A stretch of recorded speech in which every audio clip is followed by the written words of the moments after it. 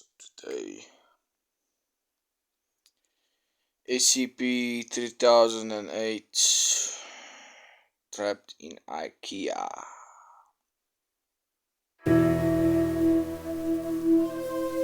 This feature is based on inspired by SCP Foundation. On March 15, 2011, Martin Sims was wandering down the streets of Carson, California. His clothes were ragged, he was filthy, and gibbering like a madman with a full beard and long, unkempt hair. His body was covered in scars, but he showed no signs of malnutrition. What made Martin's sudden appearance so remarkable? He'd been missing for 3 years. When he was interviewed by police, they asked him where he'd been all this time. They couldn't believe his answer. He'd been trapped in an Ikea since 2008, but this was no ordinary Ikea. This was a dangerous anomaly that would come to be known as SCP-3008. Martin's strange answers in his interview were laughed off by his interviewing officers, who assumed he was either crazy or under the influence of something, but they caught the attention of an SCP Foundation field agent embedded in the precinct. The report was passed up the chain to a local site director who approved a detachment of Foundation field operatives to look into Martin's case. While he was reluctant to lead the Foundation agents back to the offending Ikea,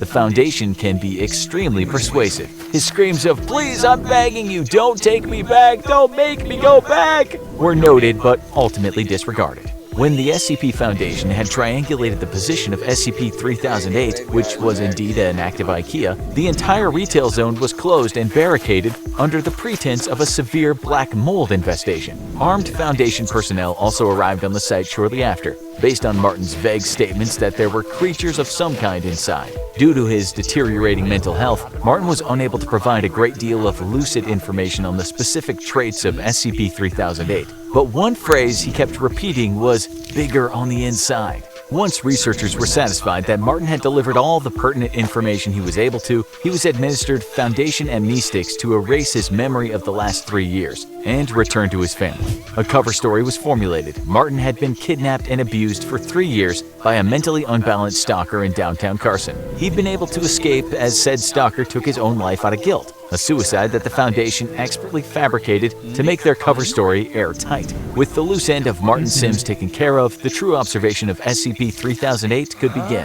A base set around the perimeter of the mysterious Ikea kept a 24-hour watch on the building, covering all potential entrances and exits. No exploratory missions had yet been approved by the Foundation Ethics Committee, so they first wanted to perform a week of external observation to see if any of the store's anomalous properties extended beyond the confines of the building. After a week of nothing, it appeared they did not. A local site director approved of the use of 20 disposable Class D personnel to explore the interior of SCP-3008. The D-Class operatives would be split into 4 squads of 5 men, Alpha, Bravo, Charlie, and Delta Squad. Each would be assigned a different quadrant of the store and would deliver information back to the control team on site via a live audio and video link. 3 of the 4 teams upon entering the store reported nothing out of the ordinary. Neither the audio or video they were sending back indicated anything different from a standard Ikea store, from the flat-pack wardrobes to the Swedish meatballs. Team Delta, however, suddenly began experiencing a scrambled audio and video connection. Shortly after, communication with Team Delta dropped off entirely. They disappeared somewhere inside the store and haven't been seen since,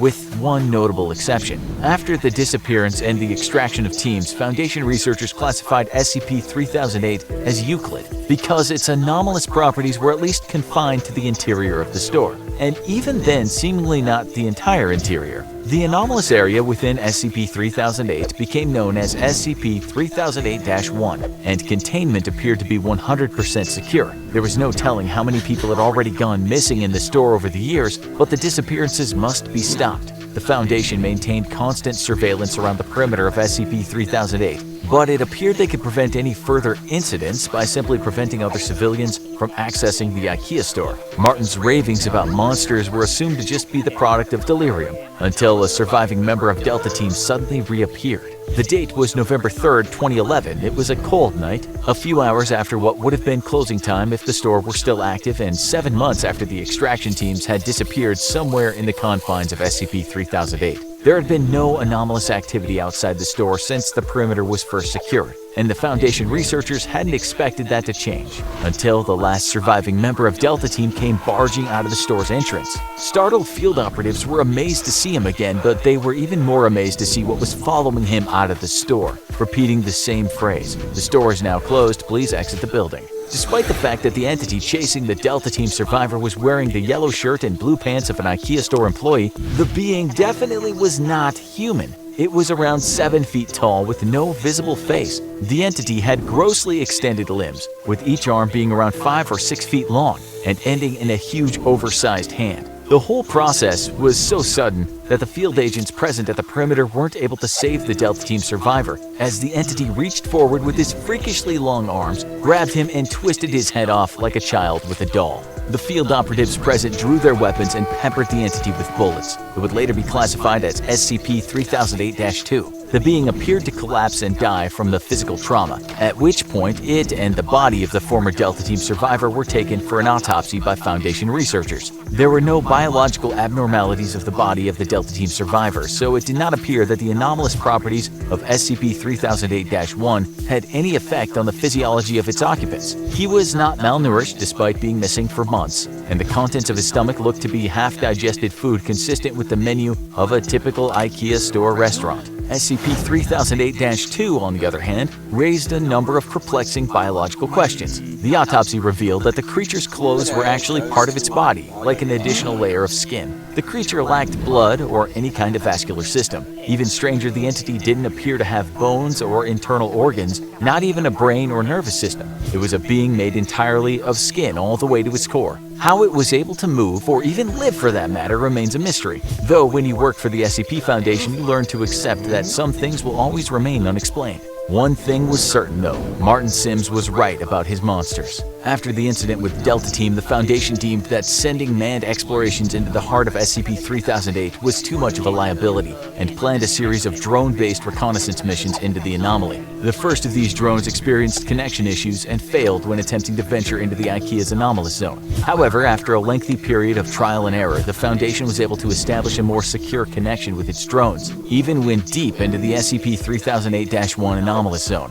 It was only then that some of the most extraordinary discoveries were made. SCP-3008-1 seemed to break the laws of spatial reality, as the area of the Ikea's interior was at least an order of magnitude larger than its exterior. Just as Martin Sims had said, it was bigger on the inside, but just how much bigger? The Foundation has yet to find evidence of any physical terminators within the store that might indicate SCP-3008-1 has an end point, while an area of at least 10 kilometers squared has been uncovered in SCP-3008-1. It could, in theory, be infinite. Laser rangefinder tests, which are normally very reliable, have only given inconclusive results. Interestingly, the anomalous area doesn't have any clear visual differences from the rest of the Ikea store, except that it extends forever. An individual trapped within the confines of SCP-3008-1 wouldn't even realize they've entered an anomalous zone until they tried to locate an exit and leave, at which point they'd find they were already hopelessly lost. The geography of SCP-3008-1 does at least appear to be consistent, so people trapped within are theoretically able to retrace their steps and escape if they haven't already ventured too deep.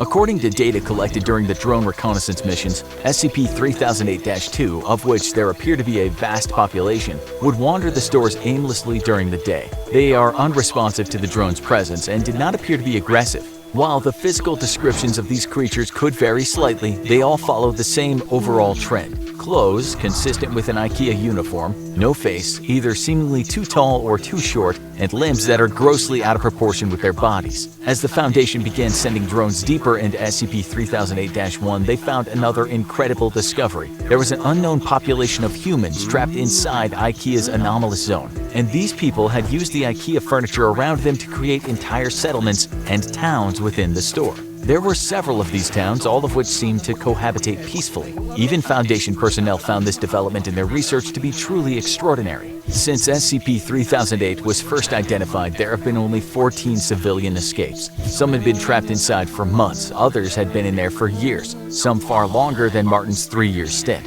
while every one of these escapees has eventually been released back to their home after a liberal application of amnestics and a proper cover story has been devised. The Foundation interviewed each of them extensively first. According to each of these escapees, the people trapped inside the Ikea have built an entirely new society across the various settlements. Contrary to the Lord of the Flies expectations of a group of people isolated and afraid, there's immense cooperation between the trapped civilians. The food in the several Ikea restaurants in SCP-3008-1 mysteriously replenishes while nobody's there, so there's no threat of starving. And the automatic turning on and off of the lights forms as a rudimentary kind of day and night cycle. Nighttime, however, is when things get dangerous, as the SCP-3008-2 entities, which are known to the people inside as the staff, become extremely hostile after dark. Aggressive hordes of the staff swarm the settlements at night, repeating, "This door is now closed, please exit the building." The civilians inside are usually able to repel these attacks with minimal casualties, but the constant war of attrition slowly wears down those inside. The bodies of the creatures also need to be removed from the area after each attack, as the presence of corpses or even parts of corpses has been known to heighten the ferocity of the next night's attack. During the day, the staff return to a docile and unresponsive state, though they'll still defend themselves violently if anyone dares to attack. Over the course of the interviews with the 14 escapees, Foundation researchers were able to answer another of their key questions. How had so many people gone missing in the store for so long without being noticed? But the answer they received only raised many more unsettling queries. According to the escapees, there were people inside the settlements that, despite being otherwise of entirely sound mind and standard intelligence, seemed to lack very common knowledge that even a child should know. For example, some of them weren't aware of the International Space Station orbiting the Earth, or stranger still, the existence of the Statue of Liberty. This led the researchers to a frightening conclusion. SCP-3008-1 may not only be a nexus point of multiple Ikea stores in our dimension, it could be connected to Ikeas in every dimension where Ikeas exist. While it only abducts a handful of people from each store over an extended period of time, it suddenly becomes clear how this SCP was able to trap so many people without detection over such a long period of time, which in turn led to an even more terrifying revelation. The SCP Foundation may not have SCP-3008-1 as contained as they thought. It might even be tucked away in an Ikea store somewhere near you, just waiting for you to visit. After all, there's always room for one more.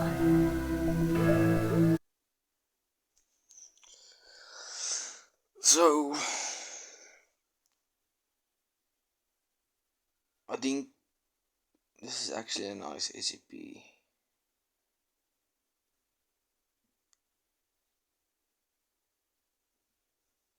Could actually be fun,